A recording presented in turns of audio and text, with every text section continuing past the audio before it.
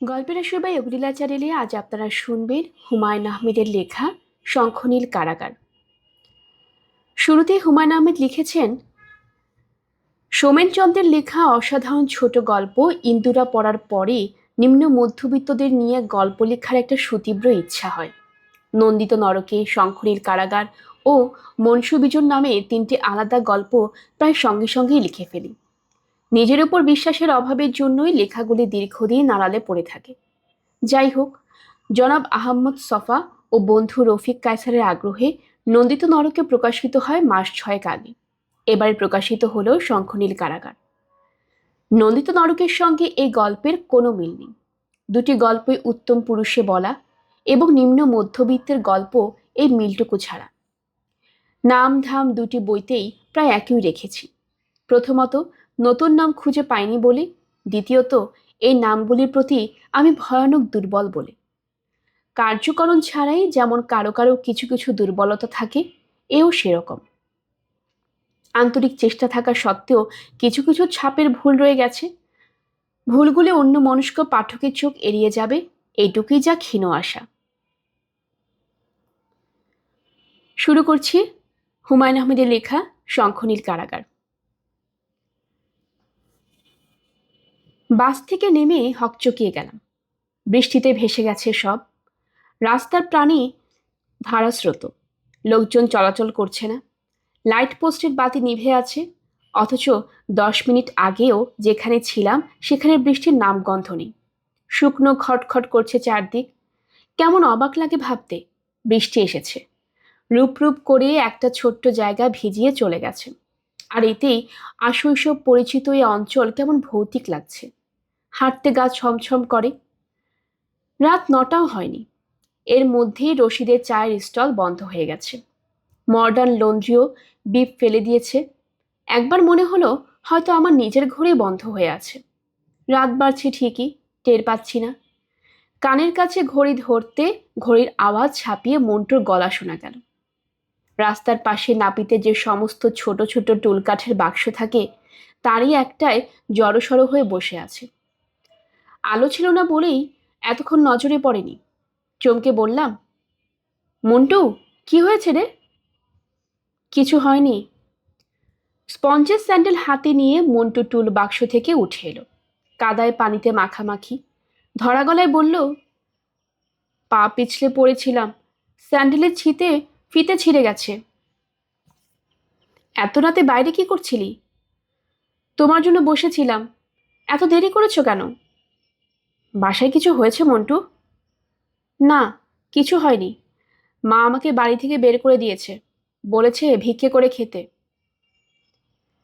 মন্টু শার্টের লম্বা হাতায় চোখ মুছতে লাগলো। টুলুদের বাসায় ছিলাম, টুলু মাস্টার এসেছে, সেজন্য এখানে বসে আছি। কেউ নিতে আসেনি? রাবে আপা এসে 4 আনা পয়সা দিয়ে গেছে, বলেছে তুমি আসলে তোমাকে নিয়ে বাসায় যেতে। মন্টু আমার হাত ধরল। 10 বছরের একটা বাচ্চা ছেলে সন্ধ্যা থেকে বসে আছে বাইরে। এর ভেতর ঝড় বৃষ্টি হয়েছে, বাতিটাতি নিভিয়ে লোকজন ঘুমিয়েও পড়েছে। সমস্ত ব্যাপারটার ভেতরেই বেশ খানিকটা নির্মমতা আছে। অথচ মাকে এ নিয়ে কিছুই বলা যাবে না। বাবা রাত 10টার দিকে ঘরে ফিরে যখন সব শুনবেন, তখন তিনি আরও চুপ হয়ে যাবেন, মুখ কালো করে ঘুরে বেড়াবেন এবং এতদিন ক্ষতিপূরণ হিসেবে একদিন চুপি চুপি হয়তো একটি সিনেমাও দেখিয়ে আনবেন। দাদা, রুনুকেও মা তালা বন্ধ করে রেখেছে, ট্রাঙ্ক আছে যে ঘরটায় সেখানে। রুনু কি করেছে? আয়না ভেঙেছে। আর তুই কি করেছিলি? আমি কিছু করিনি। ঝুনু বারান্দায় মোড়া পেতে চুপচাপ বসেছিল। আমাদের দেখে ধর্মর করে উঠে দাঁড়ালো। দাদা, এত দেরি করলে কেন? যা খারাপ লাগছে। কি হয়েছে ঝুনু? কত কি হয়েছে, তুমি নাবে আপনাকে জিজ্ঞেস করো। গলার শব্দ শুনে কুশবিয়া বেরিয়ে এলো। চোখে ভয়ের ভাবভঙ্গি প্রকট হয়ে উঠেছে। চাপা গলায় বলল, মার ব্যথা শুরু হয়েছে রে খোকা। বাবা তো এখনো আসলো না, কি করে বলতো? কখন থেকে? আধা ঘন্টাও হয়নি। মার কাছ থেকে চাবি এনে দরজা খুলে দেব রুনু, সেজন্য গিয়েছি, দেখে এ অবস্থা। ভেতরে ঘরে পা দিতেই রুনু ডাকলো, ও দাদা, শুনে যাও। মার কি হয়েছে দাদা? কিছু হয়নি। কাঁদছে কেন? মার ছেলে হবে। ও দাদা, তালাটা খুলে দাও, আমার ভয় লাগছে। একটু দাঁড়া, রাবেয়া চাবি নিয়ে আসছে। এখান থেকে মায়ের অস্পষ্ট কান্না শোনা যাচ্ছে। কিছু কিছু কান্না আছে যা শুনলেই কষ্টটা সম্বন্ধে শুধু যে একটা ধারণাই হয় তা নয়, ঠিক সেই পরিমাণ কষ্ট নিজের হতে থাকে। আমার সেই ধরনের কষ্ট হতে থাকলো। রাবেয়া এসে রুনুর ঘরে তালা খুলে দিল। রাবেয়া বেচারি ভীষণ ভয় পেয়েছে। তুই এত দেরি করলে খোকা, এখন কি করি বল? ওভারসিয়ার কাকুর বউকে খবর দিয়েছি, তিনি ছেলেকে ঘুম পাড়িয়ে আসছেন। তুই সবাইকে নিয়ে খেতে আয়, শুধু ডাল ভাত। যা কাণ্ড সারাদিন ধরে, রাঁধবো কখন? মার মেজাজ এত খারাপ আগে হয়নি। হড়বড় করে কথা শেষ করেই রাবেয়া রান্নাঘরে চলে গেল। কল ঘরে যেতে হয় মার ঘরের সামনের বারান্দা দিয়ে। চুপি চুপি পা ফেলে যাচ্ছি। মা তীক্ষ্ণ গলায় ডাকলেন, খোকা। কি মা? তোর বাবা এসেছে? না। আয় ভেতরে। বাইরে দাঁড়িয়ে আছিস কেন? ব্যথাটা বোধহয় কমেছে, সহজভাবে নিঃশ্বাস নিচ্ছেন। মার মুখে বিন্দু বিন্দু ঘাম আর ফ্যাকাশে ঠোঁট ছাড়া অসুস্থতার আর কোনো লক্ষণ নেই। খোকা, মন্টু এসেছে? এসেছে। আর রুনুর ঘর খুলে দিয়েছে রাবেয়া? দিয়েছে। যা, ওদের নিয়ে আয়। রুনু, ঝুনু আর মন্টু জড়সড় হয়ে দাঁড়ালো সামনে। কিছুক্ষণ চুপ থেকে মা বললেন, কাঁদছো কেন রুনু? কাঁদছি না তো। বেশ, চোখ মুছে ফেল। ভাত খেয়েছো? না। যাও, ভাত খেয়ে ঘুমাও গিয়ে। মন্টু বলল, মা, আমি বাবার জন্য রাস্তায় দাঁড়িয়ে থাকবো? না না, ঘুমাও গিয়ে। রুনুমা, কাঁদছো কেন তুমি? কাঁদছি না তো। আমার কিছু হয়নি, সবাই যাও ঘুমিয়ে পড়ো। যাও যাও। ঘর থেকে বেরিয়েই কেমন যেন খারাপ লাগতে লাগলো আমার। আমাদের এই গরিব ঘর, বাবার অল্প মাইনের চাকরি, এর ভেতরে মা যেন সম্পূর্ণ বেমানান।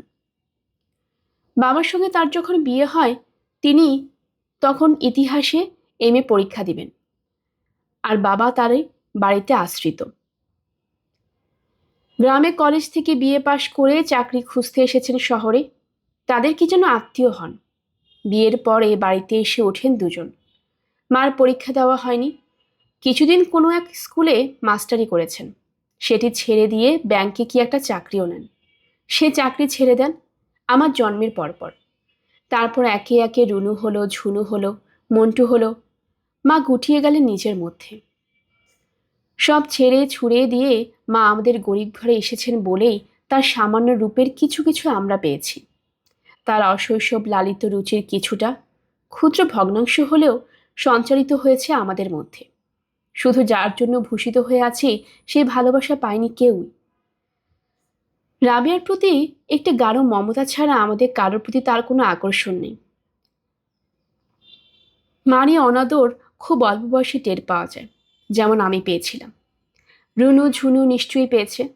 অথচ আমরা সবাই মিলে মাকে কি ভালোই না বাসি। উকিল সাহেবের বাসায় টেলিফোন আছে, সেখান থেকে ছোট খালার বাসায় টেলিফোন করলাম। ছোট খালা বাসায় ছিলেন না। ফোন ধরল কিটকি। কি হয়েছে বললেন খোকা ভাই? মার শরীর ভালো নেই। কি হয়েছে খালার? কি হয়েছে বলতে গিয়ে লজ্জায় মাথা কাটা যাচ্ছিল। এদিকে উকিল সাহেব আবার কান খাড়া করে শুনছেন কি বলছি। কোনো রকমে বললাম, মার ছেলে হবে কিটকি। আপনাদের তো ভারী মজা, কতগুলি ভাই বোন, আমি একদম একা। কিটকি, খালাকে সকাল হলেই বাসায় একবার আসতে বলবে। হ্যাঁ বলবো, আমিও আসবো। মার বাড়ির লোকজনের ভেতর এই একটিমাত্র পরিবারের সঙ্গে আমাদের কিছুটা যোগাযোগ আছে। ছোট খালা আসেন মাঝে মাঝে। কিটকির জন্মদিন, পুতুলের বিয়ে, এ জাতীয় উৎসবগুলিতে দাওয়াত হয় রুনু আর ঝুনুর। বাসায় ফিরে দেখি বাবা এসে গেছেন। ওভারসিয়ার কাকুর বউ এসেছেন। ধাই সুহাসিনীও এসেছেন। রান্নাঘরে বাতি জ্বলছে। রাবেয়া ব্যস্ত হয়ে এ ঘর ও ঘর করছে। বাবা ভেতরে বারান্দায় ইজি চেয়ারে শুয়ে ঘন ঘন সিগারেট খাচ্ছেন। আমাকে দেখে যেন একটু জোর পেলেন। তোর ছোট খালাকে খবর দিয়েছিস খোকা? জি দিয়েছি। আপনি কখন এসেছেন? আমার একটু দেরি হয়ে গেল। তোর আজিজ খালাকে মনে আছে? ঘড়ির দোকান ছিল যে, আমার খুব বন্ধু মানুষ। সে হঠাৎ মারা গেছে, গিয়েছিলাম তার বাসায়। বাবা যেন আমার কাছে কৈফিয়ত দিচ্ছেন, এমন ভাবভঙ্গি করতে লাগলেন আজিজ খার বউ ঘন ঘন ফিট হচ্ছে। একবার মনে করলাম থেকেই যাই। ভাগ্য ভালো, থাকেনি। নিজের ঘরে এত বড় বিপদ। বিপদ কিসের বাবা? না, বিপদ অবশ্য নয়, কিন্তু রাতে এমন একটা বাজে স্বপ্ন দেখেছি, যতবারই মনে হয় হাত পা ঠান্ডা হয়ে আসে। কিছুক্ষণ আগে রাবিয়াকে বলেছি সে কথা। কি স্বপ্ন? না না, রাতের বেলা কেউ স্বপ্ন বলে নাকি রে? যা তুই রাবেয়ার কাছে গিয়ে বস একটু। ঘরে যদিও অনেকগুলো প্রাণী জেগে আছি, তবু চারদিক খুব বেশি রকম নীরব। রান্নাঘরে দুই একটি বাসন কোসন নাড়ার শব্দ ছাড়া আর কিছুই শোনা যাচ্ছে না। বাবা অবশ্য মাঝে মাঝে বিড়বিড় করে কি যেন বলছেন। তার একা একা কথা বলার অভ্যাস আছে। মাঝে মাঝে যখন মেজাজ খুব ভালো থাকে, তখন গুনগুন করে গানও গান। কথা বোঝা যায় না, ও মন মন রে, এই লাইনটি অস্পষ্ট শোনা যায়। রাবেয়া বলে, বাবার নৈশ সঙ্গীত। রাবেয়াটা এমন ফাজিল। রান্নাঘরে গিয়ে দেখি একটা মস্ত অ্যালুমিনিয়ামের সসপ্যানে পানি ফুটছে। রাবেয়ার ঘুম ঘুম ফোলা মুখে আগুনের লাল আঁচ এসে পড়েছে। সে আমার দিকে তাকিয়ে কি ভেবে অল্প হাসল। আমি বললাম, হাসছিস যে? এমনি। সুহাসিনী মাসির আমি কি নাম দিয়েছি জানিস? কি নাম? কুহাসিনী মাসি। ওর হাসি শুনলে আমার গা জ্বলে। একটু আগে কি বলেছে জানিস? কি বলেছে? থাক, শুনে কাজ নেই। বল না। বলে, আজ তোমার মার জন্য এসেছি, একদিন তোমার জন্য আসবো খুকি। বলতে বলতে রাবেয়া মুখ নিচু করে হাসল। সে মনে হলো কথাটা বলে ফেলে বেশ লজ্জা পেয়েছে। হঠাৎ করে ব্যস্ত হয়ে কি খুঁজতে লাগলো মিটসোফে। আমি বললাম, তোর ভাবভঙ্গি দেখে তো মনে হচ্ছে বেশ খুঁচিয়ে খুঁচিয়ে শুনে। তুই একটা গাধা। লজ্জায় রাবেয়া লাল হয়ে উঠল। আমি অপ্রস্তুত হয়ে বললাম, লজ্জা পাওয়ার কি হয়েছে? যা, লজ্জা পেলাম কোথায়? তোর যে কথা। যাই দেখে আসি রুনু ঝুনুরা মশারি ফেলে ঘুমিয়েছে কিনা। যা মশা। রাবে আমার 5 বছরে বড়। এই বয়সী মেয়েরা খুব বিয়ের কথা ভাবে। তাদের অন্তরঙ্গ সখীদের সাথে বিয়ে নিয়ে হাসাহাসি করে। রাবের একটি বন্ধুও নেই, আমি তার একটা মাত্র বন্ধু। সুহাসিনী মাসি সেই কথাটি হয়তো এই জন্যই বলেছিল আমাকে। আর এমনই একটি গাধা আমি, তার উল্টো লজ্জা দিয়ে ফেললাম। মেয়েরা লজ্জা পেলে এত বেশি অপ্রস্তুত হয় যে লজ্জা দিয়েছে তার অস্বস্তির সীমা থাকে না। ঘরে খুব হৈ হৈ করে বেড়ালেও রাবেয়া ভীষণ রকম লাজুক। কলেজে যাওয়া বন্ধ করা ব্যাপারটি ধরা যাক। 3 বছর আগে হঠাৎ একদিন এসে বলল, বাবা আমি আর কলেজ করব না। বাবা অবাক হয়ে বললেন, কেন মা? এমনি। মা বললেন, রাবেয়া তোমাকে কি কেউ কিছু বলেছে? না মা, কেউ কিছু বলেনি। কোনো চিঠি ফিটে দিয়েছে নাকি কোনো ছেলে? না মা, আমাকে চিঠি দিবে কেন? তবে কলেজে যাবে না কেন? এমনি। না এমনি না, বলো তোমার কি হয়েছে?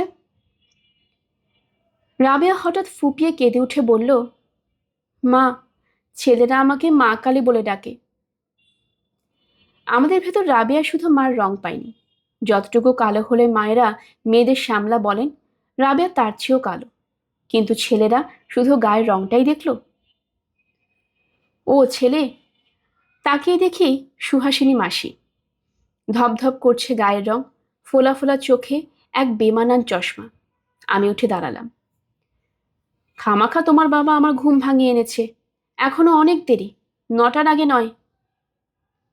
আমি চুপ করে রইলাম। সুহাসিনী মাসি বললেন, মেয়েটি কই, লম্বা মতো মেয়েটি? আসবে এক্ষুনি। কেন? 1 কাপ চা করে দিতে বলতাম। এই যে, ও খুকি, মাসিকে চা করে দাও না এক কাপ। রাবেয়া হাসি মুখে বলল, দি, আপনি বসবেন এখানে? না, আমি একটু শোবো ভেতরে ইজি চেয়ারে। রাবেয়া তাকালো আমার চোখে চোখে। তোর লাগবে নাকি এক কাপ? দে, তাহলে 5 কাপ দিই। বাবাকে এক কাপ, আমার নিজের 2 কাপ। রাবেয়া চায়ের সরঞ্জাম সাজাতে লাগলো। অভ্যস্ত নিপুণ হাত, দেখতে ভালো লাগে। আমি বললাম, মাসির বয়স কত রে? অনেক। আমি ছাড়া সবাই তো তার হাতে, দেখলে মনে হয় না, তাই না? হুম, মার ব্যথাটা একটু কম মনে হয়।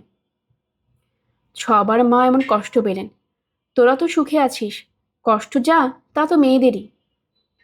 পেটে ছেলে মেয়ে আসা মানেই 1 পা কবরে রাখা।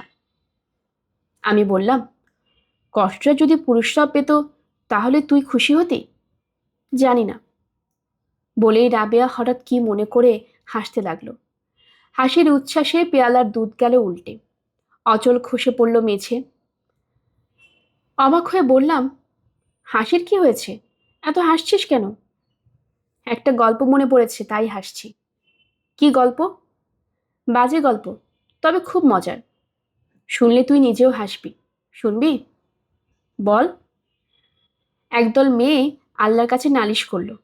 তাদের বক্তব্য, ছেলে মেয়ে হওয়ার ব্যথাটা শুধু মেয়েদেরই হবে কেন? এবার থেকে ছেলেদেরও হতে হবে। ব্যথার ভাগও সমান সমান। আল্লাহ বললেন, ঠিক আছে, তাই হবে। তারপর হলো কি শোন। মেয়েদের এই দলটি যিনি প্রেসিডেন্ট ছিলেন, তার ব্যথা শুরু হলো। কিন্তু কি আশ্চর্য, স্বামী বেচারা দিব্যি ঘুরে বেড়াচ্ছেন, কোনো ব্যথা ফ্যাথা নেই। এদিকে তাদের গাড়ির ড্রাইভার ছুটির দরখাস্ত করেছে, তার নাকি হঠাৎ ভীষণ ব্যথা শুরু হয়েছে পেটে। তারপর তারপর আবার কি? মেয়েরা বলল, আল্লাহ তোমার পায়ে পড়ি, ব্যথার ভাগাভাগি আর চাই না, আমাদের কষ্ট আমাদেরই থাক। তুই হাসলি না একটু? আগে শুনেছিস নাকি? না। তবে নোংরা গল্প, তাই হাসলাম না। ও। রাবেয়া চায়ের পেয়ালা হাতে বেরিয়ে এলো। সে খুব অপ্রস্তুত হয়েছে, চোখ লজ্জায় ভিজে উঠেছে। আমার খারাপ লাগতে লাগলো। অন্য সময় হলে ওই গল্পে প্রচুর হাসতাম, আজ পারিনি। হয়তো মায়ের কথা ভাবছিলাম বলে। চায়ের পেয়ালা হাতে বারান্দায় এসে দাঁড়াতেই দেখি মন্টু গুটি গুটি পায়ে বেরিয়ে আসছে। কিরে মন্টু, ঘুম আসছে না দাদা? কেন? রুনুঝুনু ঘুমিয়ে পড়েছে, আমার একা একা ভয় লাগছে। কিসের ভয়? ভূতের। রাবেয়া রান্নাঘরে ফিরে যাচ্ছিল, মন্টু ডাকলো, আপা, আমি চা খাবো। 1 ফোঁটা ছেলের রাত 3টের সময় চা চাই। সিগারেটও লাগবে নাকি বাবুর? দেই, বাবার কাছ থেকে এনে। আপা, ভালো হবে না বলছি। ও ঘর থেকে কাপ নিয়ে আয় একটা, দেখিস ফেলে দিয়ে একাকার করিস না। ভোর হয়ে আসছে, কাক ডাকছে। মুরগির ঘরে মুরগিগুলো সারা শব্দ দিচ্ছে। চাঁদের আলো ফিকে হয়ে এসেছে। দাঁড়িয়ে দাঁড়িয়ে ভোর হওয়া দেখছি। ভেতরের ঘর থেকে বাবা বেরিয়ে এলেন। ভীত গলায় ডাকলেন, খোকা। জি। তোর মাকে মনে হয় হাসপাতালে নিয়ে যাওয়াই ভালো। কেন, হঠাৎ করে? না মানে সুহাসিনী বলল, এখন বয়স হয়েছে কি না। তাছাড়া। তাছাড়া কি? না মানে কিছু নয়, আমার কেন যেন খারাপ লাগছে। স্বপ্নটা দেখার সময় দেখলাম যেন আমি একটা ঘরে। একটা ঘরে কি? না না, রাতের বেলায় স্বপ্ন বলে নাকি কেউ। বাবা থতমত খেয়ে চুপ করলেন। মায়ের সেই ভয় ধরানো চিৎকার আর শোনা যাচ্ছে না। কোথা থেকে দুটি বেড়াল এসে ঝগড়া করছে, অবিকল শিশুদের কান্নার আওয়াজ। বাবা বললেন, খোকা, আমি হাসপাতালে গিয়ে অ্যাম্বুলেন্সকে খবর দিই। আপনার যেতে হবে না, আমি যাই। বরঞ্চ পাশের বাড়ি থেকে ফোন করে দিই। না না, ফোন করলে কাজ হবে না, আসতে দেরি করবে, বাসা চিনবে না, অনেক ঝামেলা, তুই থাক। বাবা চাদর গায়ে দিয়ে বেরিয়ে গেলেন। এত রাত্রে রিক্সা টিক্সা কিছু পাওয়া যাবে না, হেঁটে হেঁটে যেতে হবে। আমি ইজি চেয়ারে চুপচাপ বসে রইলাম। যে শিশুটি জন্মাবে সে এত আয়োজন, এত প্রতীক্ষ্ণ যন্ত্রদার কিছুই জানছে না। এই জাতীয় চিন্তা হতে লাগলো। অন্ধকার মাতৃগর্ভের কোনো স্মৃতি কারোর মনে থাকে না। যদি থাকতো তবে কেমন হতো কে স্মৃতি, কে জানে। জন্মের সমস্ত ব্যাপারটাই বড় নোংরা। রাবেয়া এসে দাঁড়ালো আমার কাছে, নিচু গলায় বলল, খোকা, বাবাকে হাসপাতালে গেছেন? হ্যাঁ। বাবা খুব ভয় পেয়েছেন না রে? পেয়েছেন। আমার ভয় লাগছে খোকা। ভয় কিসের? আমি কিছুতেই বিয়ে করব না, দেখিস তুই। মা গো, কি কষ্ট। মায়ের কাছে গিয়েছিলি রাবেয়া? হ্যাঁ। মা কি করছে? চিৎকার করছেন না, চিৎকার করার শক্তি নেই, খুব কষ্ট পাচ্ছেন। কি বাজে ব্যাপার। হুম। মাসি কি করছে? ঘুমাচ্ছে, বাজনার মতো নাক ডাকছে। মেয়ে মানুষের নাক ডাকা কি বিশ্রী, বাঁশির সরু আওয়াজের মতো তালে তালে বাজছে, ঘেন্না লাগে। মসজিদ থেকে ফজরের আজান হলো, ভোর হয়ে আসছে। অ্যাম্বুলেন্স এলো 6টার দিকে। ড্রাইভারটা মুস্কো জোয়ান, সঙ্গের হেল্পার দুটিও গুন্ডার মতো চেহারা।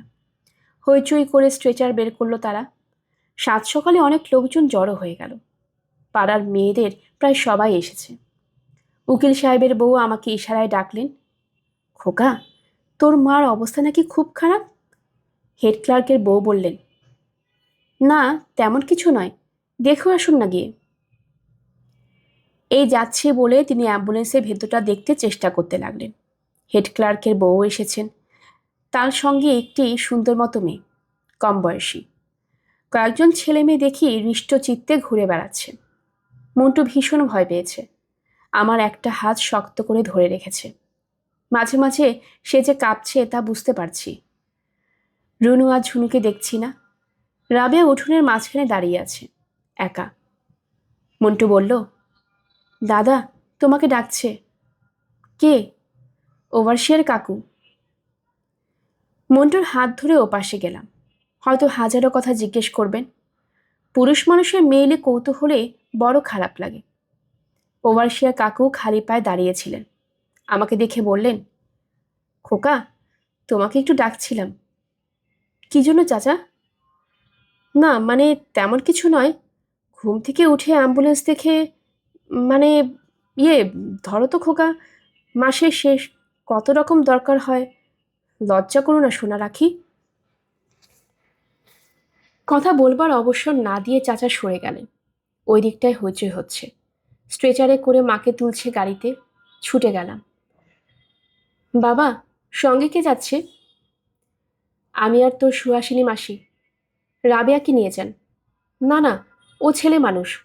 খোকা, তোর ছোট খালাকে খবর দিস। গাড়ি স্টার্ট নিতেই বাবা আবার ডাকলেন, খোকা, ও খোকা, তোর মা ডাকছে, আয় একটু। গাড়ির ভেতর আবছা অন্ধকার। গলা পর্যন্ত চাদর জড়িয়ে মা পড়ে আছেন। সারা শরীর কেঁপে উঠছে এক একবার।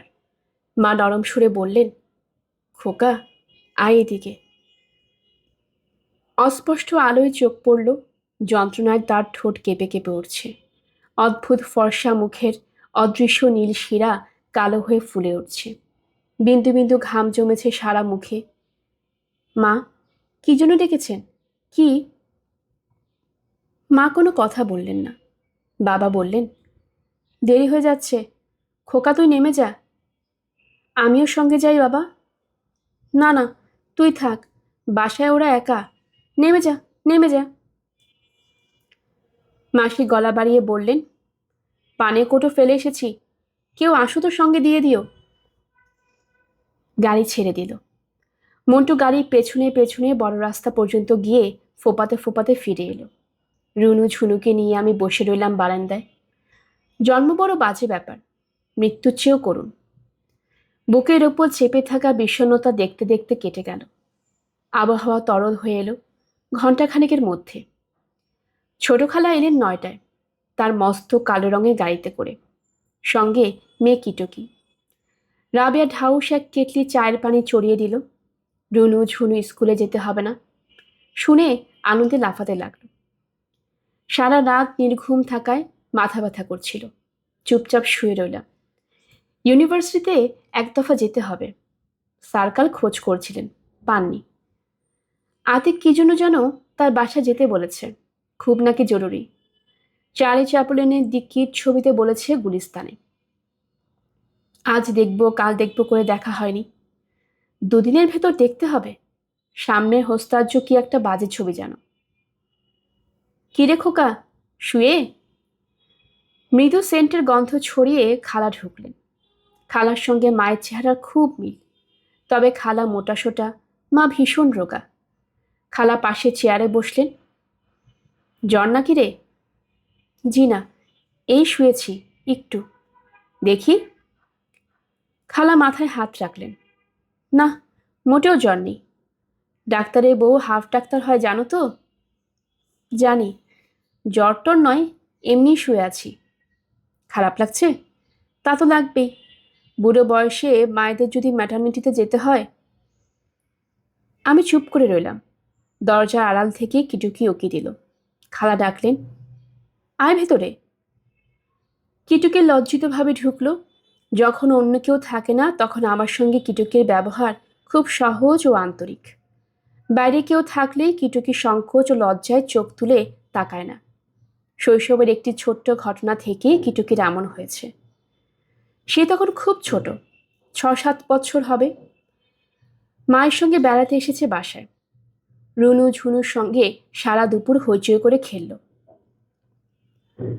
তখন মা যখন সবাইকে খেতে ডাকলেন, তখন কি খেয়াল হলো কি মা জানি কাকে গিয়ে বলল, খালা, আমি আপনাকে একটা কথা বলবো। কাউকে বলবেন না তো? না মা, বলবো না। আল্লাহর কসম বলুন। আল্লাহর কসম। তাহলে মাথা নিচু করুন, আমি কানে কানে বলি। মা মাথা নিচু করলেন এবং কিটুকি ফিসফিস করে বলল, বড় হয়ে আমি খোকা ভাইকে বিয়ে করব। আপনি কাউকে বলবেন না তো? মা কিটুকির কথা রাখেননি, সঙ্গে সঙ্গে সবাইকে বলে দিয়েছেন। যদিও শুধু শৈশবের ঘটনা, তবু স্থানে অস্থানে এ প্রসঙ্গ তুলে বেচারিকে প্রচুর লজ্জা দেওয়া হয়। মা তো কিটুকির সঙ্গে দেখা হলে একবার হলেও বলবেন, আমার বউ মেয়েকে কেউ দেখি যত্ন করছে না। কিটুকি তার মায়ের পাশে বসল। সে আজ হলুদ রঙের কামিজ পরেছে, লম্বা বেনিতে মস্ত বড় বড় দুটি হলুদ ফিতের ফুল। অল্প হাসল কিটুকি। আমি বললাম, কি কিটুকি, আজ কলেজ নেই? আছে, যাব না। কেন? এমনি, কলেজ ভীষণ বোরিং। তাছাড়া খালার অসুখ। থাকবি আজ সারাদিন? হ্যাঁ, আজ রাতে আপনাকে ভূতের গল্প বলতে হবে। ভূতের গল্প শুনে কাঁদবি না তো আবার? ইস, কাঁদবো? ছোটবেলা কবে কেঁদেছিলাম, এখনো সে কথা। ছোটবেলায় তো তুই আরো কত কি করেছিস। ভালো হবে না কিন্তু। বলতে বলতে কিটুকি লজ্জায় মাথা নিচু করল। খালা বললেন, আমি হাসপাতালে যাই খোকা। কিটুকি, তুই যাবি আমার সঙ্গে? না মা, আমি থাকি এখানে। খালা চলে যেতে রাবেয়া চায়ের ট্রে হাতে ঠুকল। বেশ মেয়ে রাবেয়া, এর ভেতরে সে গোসল সেরে নিয়ে চুল বেঁধেছে, রান্না শেষ করেছে, এক দফা চা খাইয়ে আবার চা এনেছে। রাবেয়া হাসতে হাসতে বলল, কি কিটুকি? না না, ভিটা কি বেগম, এই ঘরে কি করছো? পূর্বরাগ নাকি? সিনেমার মতো শুরু করলে যে। যান আপা, আপনি তো ভারী মা ডাকলেন তাই। বেশ বেশ, তাই আমার গলদা চিংড়ির মতো লাল হয়ে গেছো যে, গরমে না হৃদয়ের উত্তাপে? যান আপা, ভাল লাগে না। নিন নিন ভিটকি বেগম, চা নিন। কি সবসময় ভিটকি ডাকেন, জঘন্য লাগে। কিটকির কি কোনো মানে আছে? তাই ভিটকি ডাকি। কিটকির কি কোনো মানে আছে? যেমন টিটিকির কোনো মানে আছে?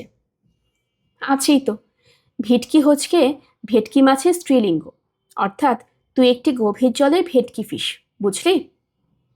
বেশ, আমি গভীর জলের মাছ। না, চা খাবো না। কাদো কাদো মুখে উঠে দাঁড়ালো কিটকি। কাউকে কিছু বলার অবসর না দিয়ে ঝড়ের মতো বেরিয়ে গেল। রাবেয়া হেসে উঠল হো হো করে, বলল, বড় ভালো মেয়ে। হুম, একটু অহংকার আছে, তবে মনটা ভালো। তাই নাকি? হ্যাঁ, আমার ভীষণ ভালো লাগে। আর আমার মনে হয় কি জানিস?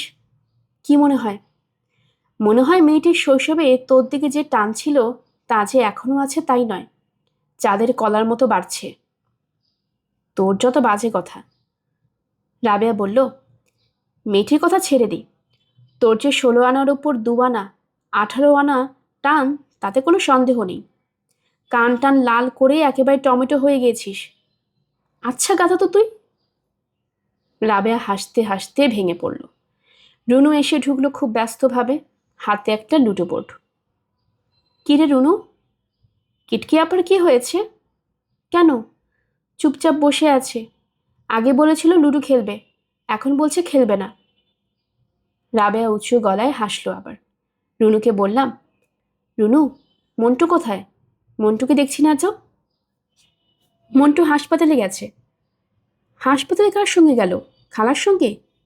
না, একাই গেছে। তার নাকি খুব খারাপ লাগছিল, তাই একা একাই গেছে। কোন হাসপাতালে?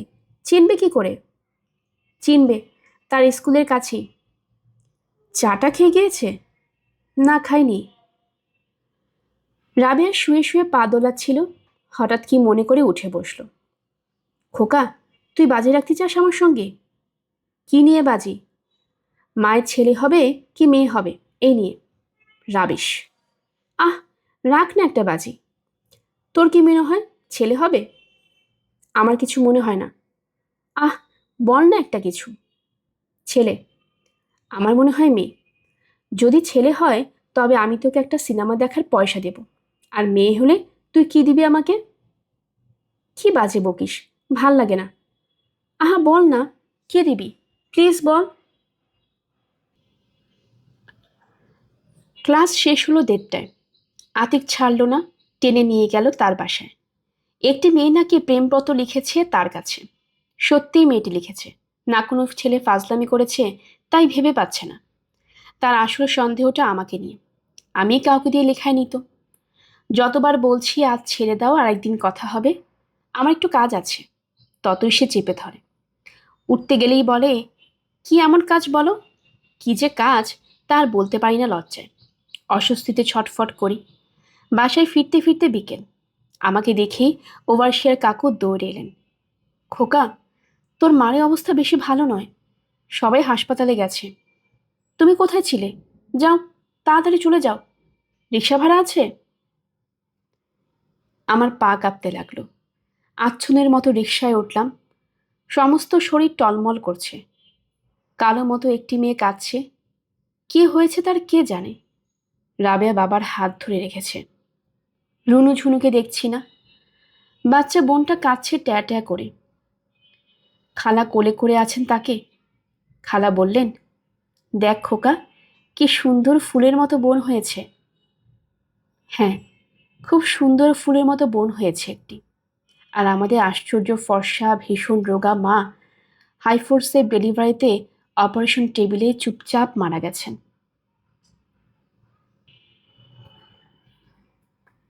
গল্পের আসবে অগ্নিলা চ্যানেলে আপনারা শুনছিলেন হুমায়ুন আহমেদের লেখা উপন্যাস শঙ্খনীল কারাগার। আজ ছিল এর প্রথম পর্ব। আমার এই চ্যানেলটি যদি আপনাদের সবার কাছে ভালো লেগে থাকে, আশপাশে যারা আছে তাদেরকে সবাইকে জানিয়ে দিবেন। নতুন যারা আছে চ্যানেলটি সাবস্ক্রাইব করবেন। পরবর্তী পর্ব শোনার জন্য আমন্ত্রণ জানানো হলো। সবাই ভালো থাকবেন। ধন্যবাদ।